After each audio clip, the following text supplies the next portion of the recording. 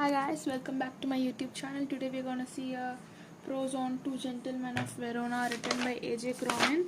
He's a Scottish writer, novelist and dramatist, a doctor by training. He gave up his doctor training for writing short stories and novels. One of his best-selling novels were Citadel and the Keys of Kingdom. He also had many TV shows and radios, etc. Now let's move on to the story. First, let's talk about the characters in the story. Jacob, who was 12 years old, Nicola 13. Lucia is their sister. The narrator is accompanied by Lungi, his companion. And this happens in Verona, the place where author meets the boys and they go to the hospital. Let's see the summary all together. Let's continue with the story. On the outskirts of Verona, two little boys drew Arthur's attention. They were selling strawberries that had picked from the wild. Nicola, the older brother, was 13 and Jacob, the younger brother, was almost 12. Both were dressed in tatters. He was moved by sincerity in their gaze. Lungi cautioned him not to buy strawberries from the boys, saying they were shabby and they might also get fresh strawberries elsewhere. But the narrator went ahead and purchased strawberries from the boys. The narrator noticed both brothers kneeling over shoe polish boxes in the public square the next morning. They were making a lot of money. They didn't just pick up fruits for living, they also did variety of jobs.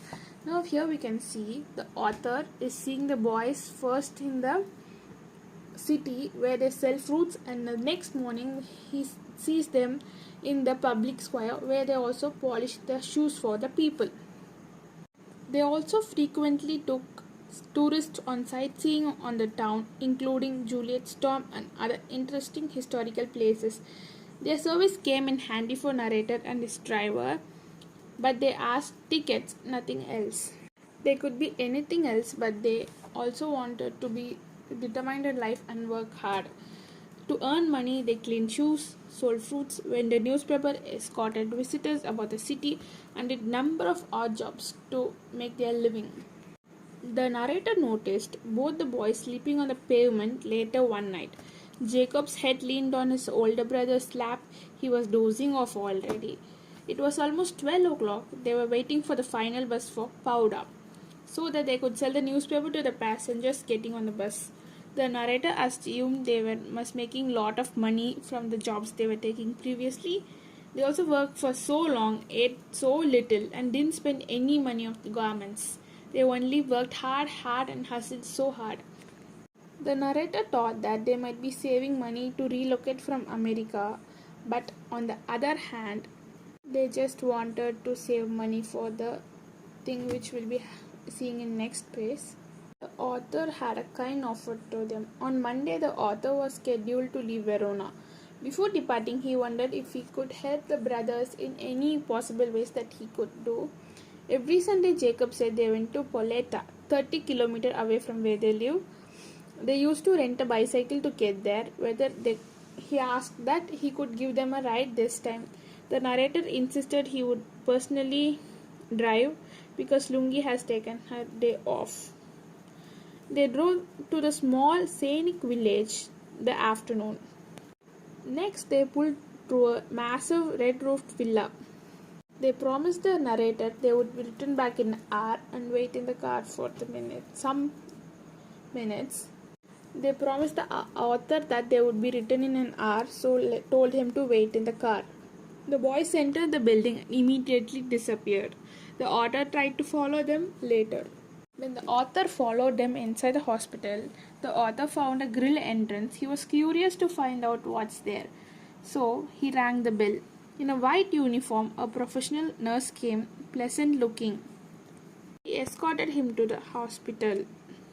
When she took the narrator into the hospital, she showed a room where the boys were seen, and she also requested to look through the glass wall. The next time the author see the boys, they were sitting next to a 20-year-old girl.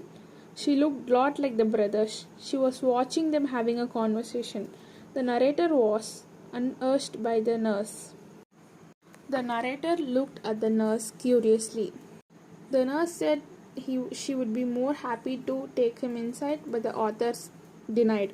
The narrator didn't want to disturb the happy family gathering, so he resisted.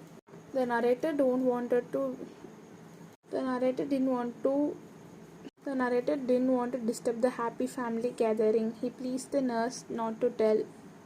So the nurse explained what happened to the family before. The three siblings, Lucia, Nicola, and Jacob, were completely alone in the world, the nurse explained. They had no expected person for each other. They also had no one except for each other. Their father has been widowed for a long time. He was a popular singer who was killed during the war's initial days. Their house has been bombed and they were forced into the streets. They used to rubble to rebuild their house with small stones present there. They were also in excruciating pain. They suffered a lot during the past. They were suffering to starving and harsh weather outside without a proper home or shelter to them. Despite the German causing all the problem, the boys worked as underground operators who delivered communication to freedom fighters concerning German military movements in the past. They returned to their dear sister once the battle was over. When they returned to her, they learned that she was suffering from tuberculosis. Two brothers did everything they could do for their sick sister. They drove her to hospital and persuaded the doctors to admit her. In precious 12 months old. In the previous 12 months, she had made In the previous 12 months old, she has made significant progress. It was the anticipation might able to walk and sing again one day. Lucia's brothers were regularly in paying their weekly bills. The nurse added it to the narrator. The story of the two brothers and their sister astonished the narrator. He rushed out and waited for the boys to join him. They returned to the city. The boys sat next to him and didn't say anything. Neither did the author say anything to them. He was well aware that they prepared to keep the feelings safely guarded their secret. He was well aware that they preferred the feelings of having safely. The boys sat next to him and didn't say anything. Neither did the author say anything to them. He was well aware that they preferred the feeling of having safely guarded their secret, and author ensured that. Now we have seen that the author had a great. Now we have seen how the brothers worked hard for their sister who has been suffering from TB. So this tells that how little boys who are very brave at the very young age, determined to success and not anything for them but doing everything for their sister to make this. The boys who made their childhood, the boys who sacrificed their love for their sister to survive. This shows how siblings should be with each other. The conclusion of this story of youthful passion has profound effect on the author. With humanity and courage, they had an acceptance, maturity that have been imposed upon them. The teenage boys regarded as gentlemen and superior humans for their love and devotion. They shoulder the responsibilities. Much like adults. We include that mankind's hope as long as people are prepared to make sacrifice for good for others. Now, I think you all understood this story. The boys first had worked hard and took many jobs. The author was like, first, why they are working so hard? They don't change their clothes. First, the author was like, why they are like this? Why they can't have a good clothes? They are earning so much money. But then he realized that they were working hard for the sake of their sister to betterment of her life. We all should have this kind of courage in our life and very passionate about our dream so we can achieve it one day. So I hope you all understood this story. Thank you.